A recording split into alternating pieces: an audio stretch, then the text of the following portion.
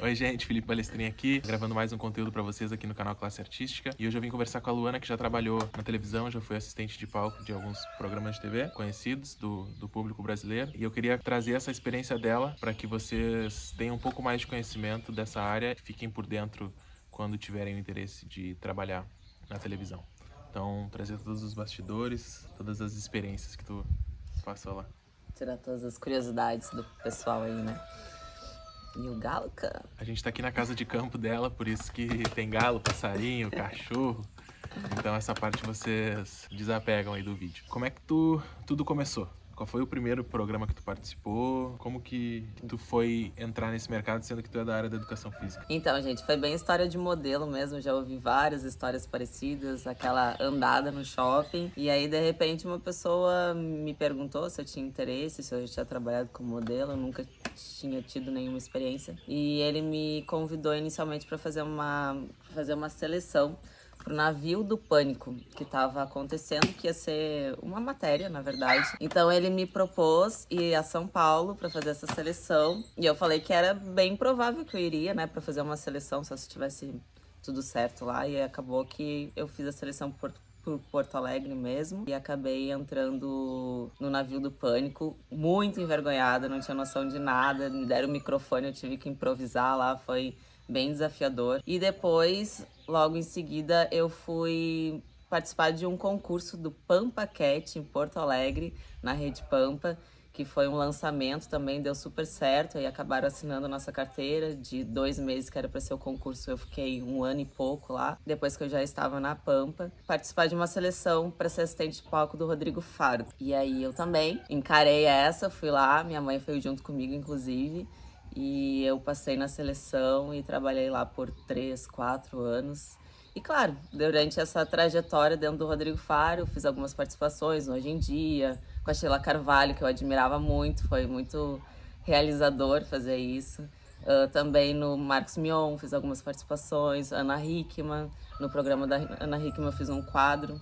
E depois eu acabei indo para o Balé do Faustão, na Globo.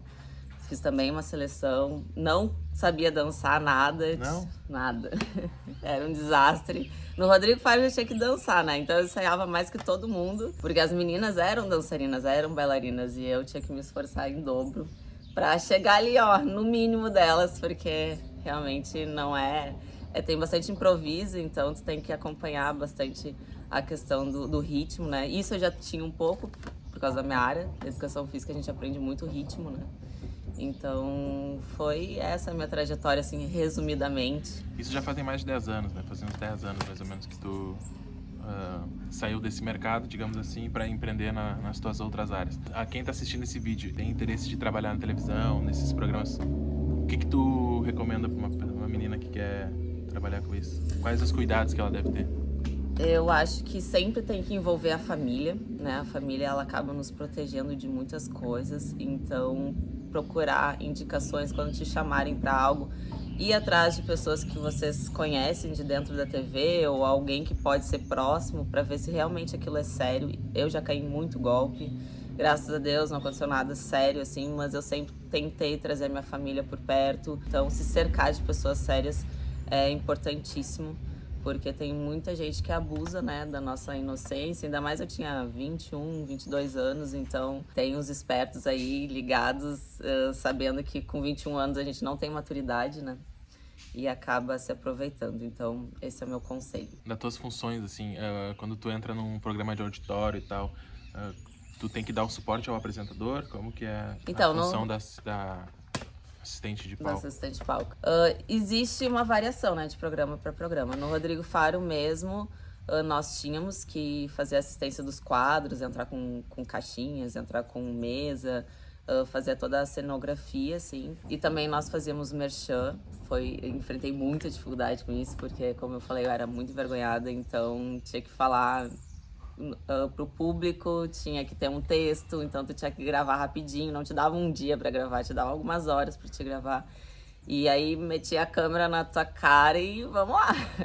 Então, realmente, eu fiz até teatro na época pra poder me desenvolver, e me ajudou muito, porque realmente exige, né, a questão do improviso, a questão do jeito de falar, né, a dicção perfeita, a oratória, eles não queriam que tivesse sotaque, então eu fiz fono para perder um pouco de sotaque, né, gaúcho, que o pessoal é bem carregado, nossa cultura, né. As funções, então, sim, no Rodrigo Faro tinha que ajudar ele em algumas coisas, principalmente na cenografia, trocar os quadros, né, as brincadeiras lá. Já no Faustão não tinha o que ajudar muito, a gente mais ficava atenta à música, o tempo de entrar, copiar sempre a primeira que é referência lá, a bailarina.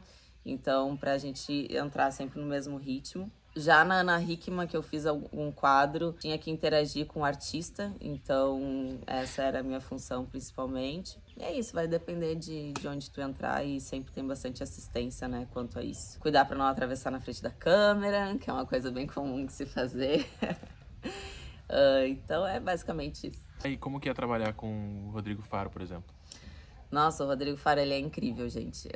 Ele transparece já na televisão que ele é super alegre, né? Tá sempre de bom humor. E ele é isso mesmo, fora das câmeras também.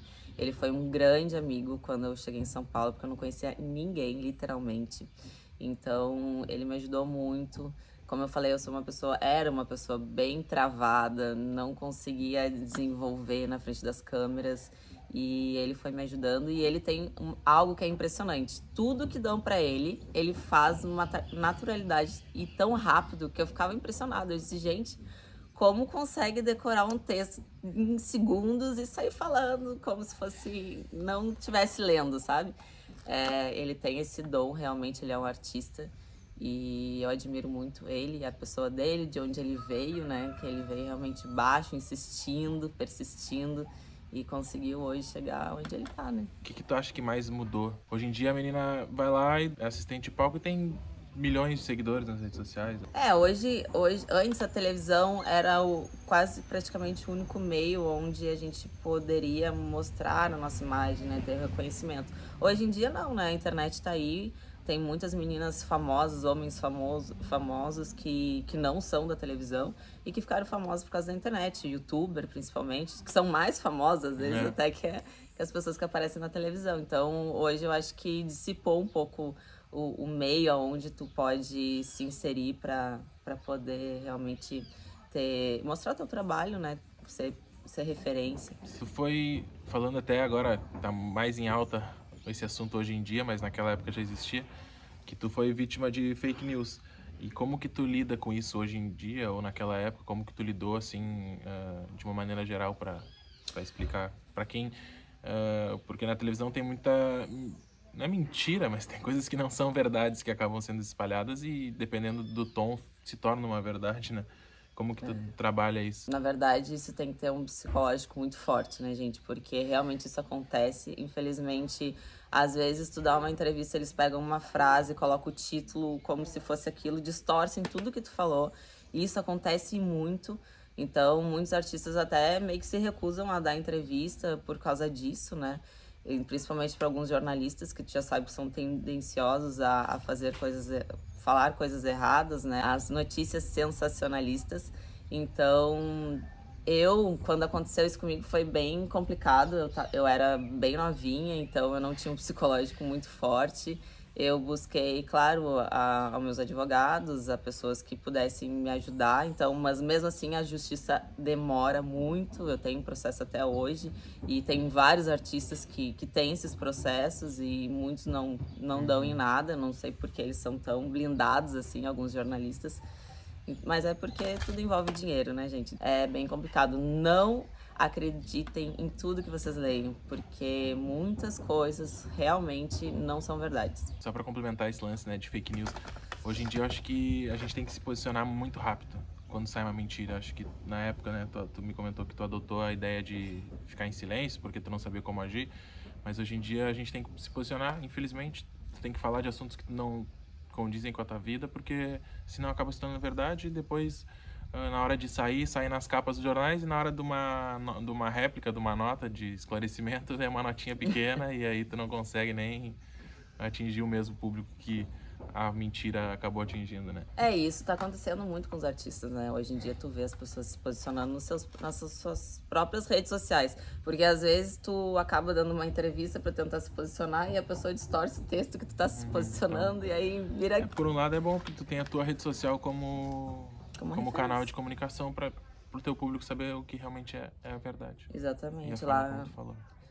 Lá na época mesmo, há 7, 8 anos atrás, que foi quando eu trabalhei na televisão, o Instagram não era divulgado da forma que é hoje, né? O Facebook, na verdade, que a gente utilizava, o Orkut, mas a gente não... Nenhum artista, na verdade, usava muito para se posicionar como acontece hoje. Então isso é muito válido, a internet vem para ajudar sempre. Uma pausa aqui, então já se inscreve no canal, já deixa um like aqui. As redes sociais da Luana estão aqui embaixo. Se vocês tiverem dúvidas sobre este mercado, que ela ainda possa resolver, por mais que já esteja afastada há um bom tempo, pode escrever para ela aqui. Te inscreve no canal, deixa um like. E o canal também, tu tem um canal no YouTube agora. Exatamente, tem um canal, Método Lucky. Entra lá e se inscreve, tem sempre muitas novidades.